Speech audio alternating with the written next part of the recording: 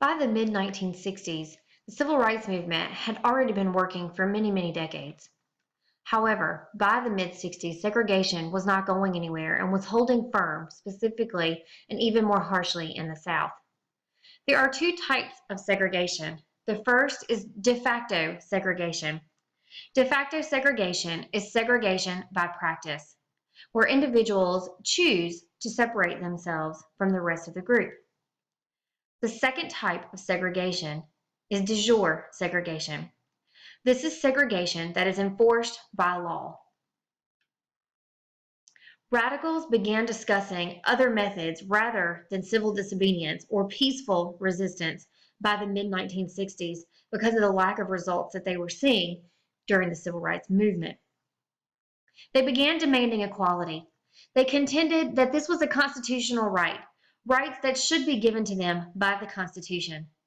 The question was, if nonviolent resistance isn't working, then maybe we should abandon that idea and use force instead to demand our rights.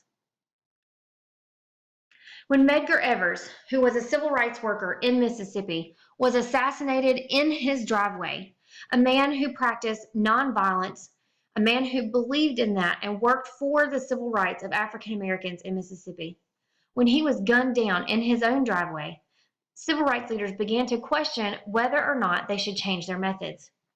Should they use self-defense? Self-defense being, if they were attacked, should they fight back? And the second question was, should assimilation be the goal? Assimilation meaning both of the races or all races coming together and living and working together as one. It was very clear to many that whites did not want African Americans to join the society as a whole. So the question was, why would they continue to work so hard only to be pushed out by white society? Should they just keep separate, but this time by choice from African Americans? The idea of being proud of African American heritage and culture and that racial pride develops during this period. The Nation of Islam is another group that's going to come to power. The Nation of Islam, one of its earliest converts, was a man named Elijah Muhammad. The Nation of Islam is going to embrace Islam as a religion and follows the tenets of that religion. However, this particular group is going to encourage African Americans to separate their communities or follow Black nationalism. They believed in self-respect and self-defense. Again, fighting back if they were attacked. Malcolm X becomes the leading spokesperson for this movement. He is called Malcolm X because he argued that his last name, which ended up coming from the slave-holding ancestry, had been lost. His actual last name had been lost, so he's going to take X as a representation of his name. He too is going to follow right along with the Nation of Islam beliefs and doctrines and advocate separation from whites and self-defense. The Black Power movement also is going to be very evident during this period. You see here two athletes in the Olympics who are going to be giving the symbol for Black Power on the national or international stage. This group was founded by Stokely Carmichael. Stokely Carmichael had been a member of SNCC, which was a group of Martin Luther King Jr.'s. However, they believed that those goals were not being reached, that they were not achieving anything using nonviolence. So Stokely Carmichael is going to change directions. The Black Power movement wanted to control their own social, political, and economic lives. And here is where they're different. They're going to advocate force if needed to gain equal rights. This group was not supported by Martin Luther King Jr.'s followers for obvious reasons. King's followers are going to believe in nonviolent resistance, while the Black Power movement is going to be moving away even from self-defense to straight out force if they needed it to gain their rights. Malcolm X is going to be a follower of Islam and travels to Mecca, which is one of the tenets of the Islamic faith. He notices while he's there, he takes note of it and really ponders it and thinks about how while he's there, he was worshiping alongside other people from many other races. By the time he returns to the United States in 1964, he is going to totally reverse his idea on the separation from white society. He then begins to urge the integration of society, an exact opposite idea from many others as part of the Nation of Islam. In his speech, Ballots or Bullets, he is going to encourage African Americans to exercise their constitutional right to vote.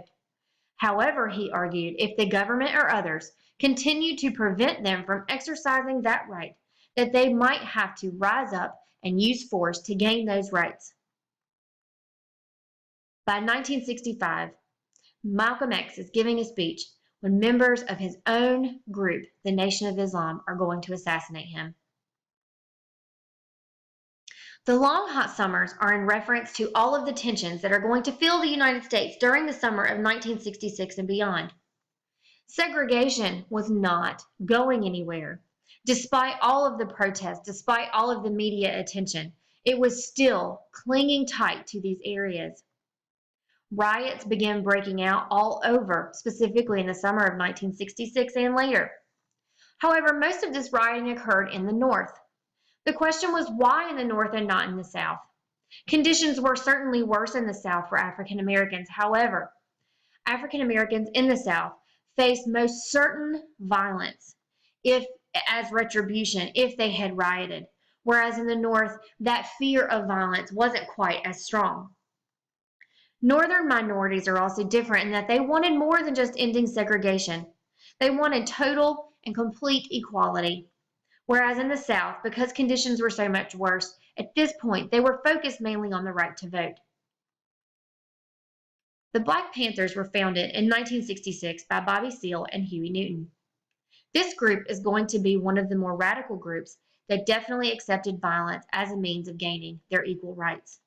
And what was called their program for the people included taking control of their communities, full employment for all African Americans, meaning everyone had a job, and finally, a military exemption from Vietnam. The Vietnam War is going to unfairly draft more African Americans into this war due to the socioeconomic status and the unfair draft practices. In 1968, Martin Luther King Jr. was attending a sanitation workers' strike in Memphis, Tennessee. It's almost as if he had a premonition of his death. He says, "I'm not afraid to die," and he also discusses how he felt like the African American community would achieve equality, but he may not be around to see it. It was here that James Earl Ray is going to assassinate him while he is on the balcony of his hotel. And what was very ironic, major riots broke out in over 100 U.S. cities as a result of his assassination. In 1968, LBJ had decided he was not running for re-election. It was now the nomination process for both parties. Robert F. Kennedy, also known as Bobby Kennedy, was the leading Democratic candidate for president. He was also the most vocal civil rights supporter in the group of nominees. He had just won another primary when he was walking through the kitchen and assassinated by a man named Sirhan Sirhan. His assassination, however, had nothing to do with the civil rights movement and everything to do with his support of Israel. Sirhan Sirhan was an Egyptian and did not like the fact that he supported Israel in the Yom Kippur War. When he is going to be assassinated, it was a major blow to the civil rights movement. Many of the best leaders had been assassinated already: Martin Luther King Jr., Malcolm X, Medgar Evers. And these leaders were the ones who were really pushing and keeping the civil rights movement in the forefront of American media. When this happens, there was not another strong candidate to run against Richard Nixon. Richard Nixon, the Republican, is going to win the 1968 election. When he wins, this basically ends the civil rights movement. Nixon campaigned on returning desegregation issues to the states. This was going to be a major blow because the federal government and all of the previous administrations had pushed for federal involvement in forcing integration, especially in the South, because they had not cooperated with federal mandates to integrate. So leaving it up to the states was a major blow because they obviously would not have pursued it the same way the federal government did. When you look at the civil rights movement as a whole, we look at first at what's called the Kerner Commission report. The question was asked why there were so many riots. And what the commission comes up with is that it was because of the Black frustration at the lack of economic opportunity. Basically, African Americans were struggling financially, which led to a lot of frustration, which is going to boil over into violence. A part of the civil rights legacy is we do see an end to de jure or segregation by law. There are no more segregation laws on the books. The Civil Rights Act of 1968 was passed, which is going to outlaw segregation in housing. So there was no more segregation amongst neighborhoods.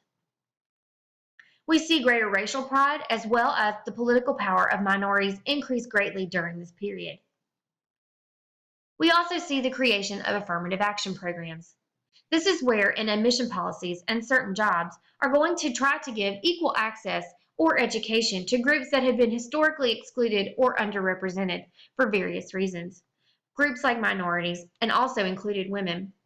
We will see these policies questioned and even later reversed as we move into the 70s and beyond.